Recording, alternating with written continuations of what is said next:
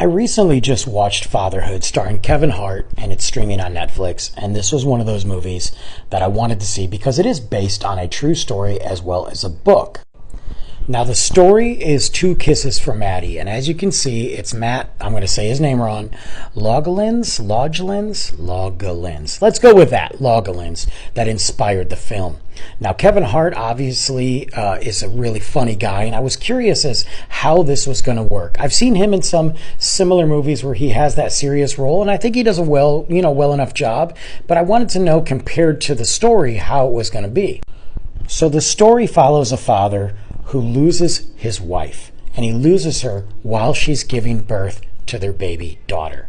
And it is a tragic moment. I mean, I have to be honest with you, the way that they showed the beginning part of the film was really, really emotional. You get to see this loving couple, and you get to see them ready to have their baby, and unexpectedly the mother dies, but the baby lives.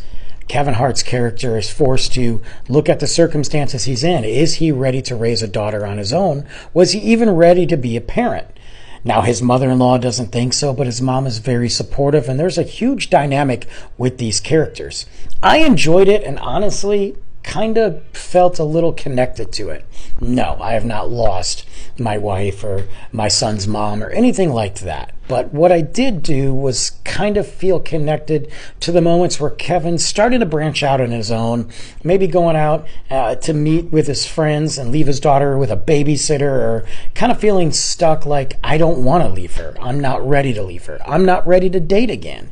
And we see that as he meets a woman and gets further and further into the relationship. I think all of us as parents, or maybe if we've been burned before, we kind of get that moment where we're like, yeah, I really want to dip my toes in the deep end, but I don't think I want to. I'm going to go back home.